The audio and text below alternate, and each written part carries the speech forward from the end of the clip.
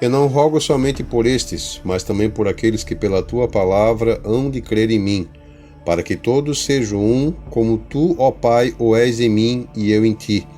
Que também eles sejam um em nós, para que o mundo creia que tu me enviaste. Eu dei-lhes a glória que a mim me deste, para que sejam um como nós somos um. Eu neles e tu em mim, para que eles sejam perfeitos em unidade e para que o mundo conheça que tu me enviaste a mim e que os tenha amado e eles como tens amado a mim. Evangelho de João, capítulo 17, versículos 20 ao 23. Nossa palavra nesse dia está relacionada à unidade cristã e às missões mundiais. Na leitura de João, capítulo 17, versículos 20 a 23, podemos perceber a preocupação de Cristo em interceder pelos seus discípulos, em especial relacionado à unidade. Penso que o Mestre intercedeu junto ao Pai pelos seus liderados porque sabia que este seria um grande desafio, manter os apóstolos unidos num propósito. Quando lemos o Salmo 133, vemos 4 importantes aspectos da unidade: que ela é boa, ela é suave, agradável, deleitosa, bela, doce, encantadora e amável. Ela também é sagrada. Ela produz refrigério, vida e crescimento. Davi contempla no verso 1, quão maravilhoso! Ele contempla a unidade e cria um cântico para expressar esse momento extraordinário, esta beleza espiritual.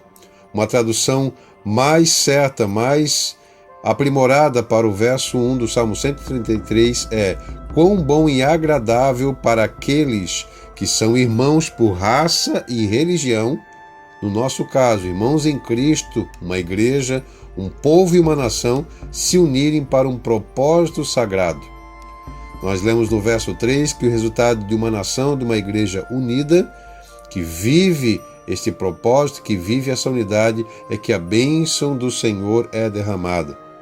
Olhando agora novamente para João capítulo 17, na oração sacerdotal de Cristo, vemos que a unidade, ou o pedido de unidade feito por Cristo ao Pai, foi gerado pela intercessão, por alguém que desejava a unidade. Jesus disse ao Pai, para que sejam um como nós somos um. A unidade que agrada a Deus é a mesma que o Pai, o Filho e o Espírito Santo possuem. Já pensou que unidade é esta? Jesus orou pedindo a unidade e não somente para os 12 discípulos, mas para os cristãos de todas as épocas. Portanto, a unidade é algo que Deus deseja para o seu povo. E como esta unidade é transmitida ao corpo de Cristo? Em que grau ela é distribuída a nós? Jesus disse no versículo 22 do capítulo 17 de João, eu dei-lhes, ou seja, eu lhes transmiti a minha glória, a glória que ele recebera do Pai. O que isso significa? Que a unidade só é promovida pela transmissão da glória de Cristo em nossas vidas. É algo espiritual, sobrenatural, não é humano. Sozinho não podemos promover a unidade pretendida pelo Senhor Jesus. A unidade desejada pelo nosso Salvador é a mesma que Ele tem com o Pai e com o Espírito Santo, no mesmo grau, não em grau inferior, mas sim semelhante à unidade da Trindade. Então a unidade que Deus espera de nós é algo profundo e que liga Deus, Cristo, Espírito Santo, seu povo e estes uns com os outros, unindo-os no mesmo propósito e direção. Qual é o propósito primordial disso? Tornar-nos perfeitos em unidade, como diz o versículo 23 do capítulo 17 do Evangelho de João. Assim como a Trindade é a expressão máxima de unidade. A unidade gera testemunho, identidade e promove o convencimento por parte dos perdidos de que Jesus foi enviado para salvá-los. E essa unidade nos leva para onde? Para cumprir a vontade de Deus?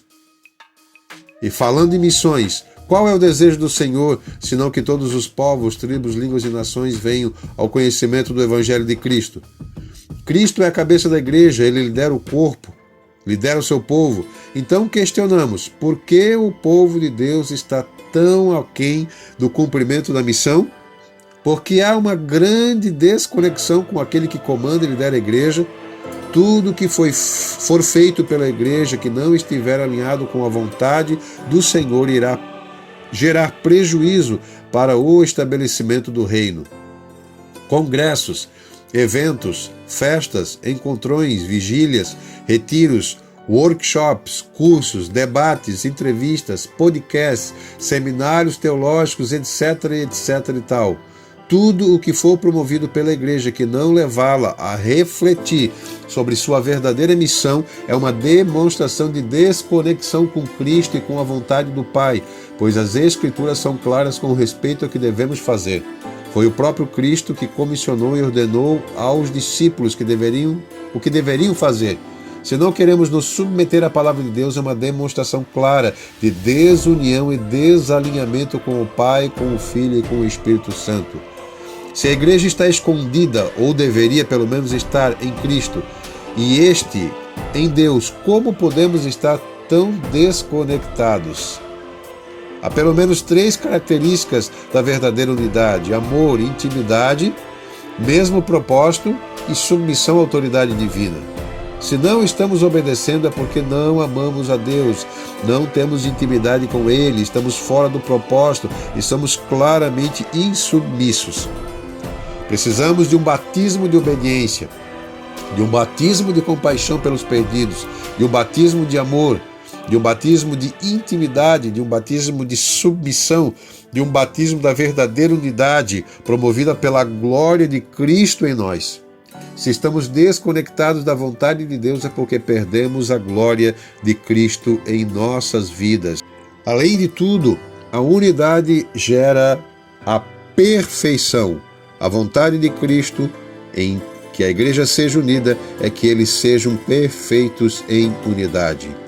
Termino nossa reflexão com a palavra de Deus no Antigo Testamento, no livro de Cantares, no Cântico dos Cantos, no capítulo 6 e verso 10, que diz o seguinte: Quem é esta que aparece como a alva do dia, formosa como a lua, brilhante como o sol, terrível como um exército com bandeiras? Queremos ser uma igreja triunfante e poderosa, semelhante a esta representação de Cânticos, capítulo 6 e versículo 10, ou um bando de desunidos e desconectados do interesse de obedecer à ordem do Senhor? Pense nisso, reflita, procure a verdadeira unidade promovida por Cristo e seja perfeito dele em unidade, que juntos caminhamos no propósito e no cumprimento da grande comissão. Deus lhe abençoe em Cristo.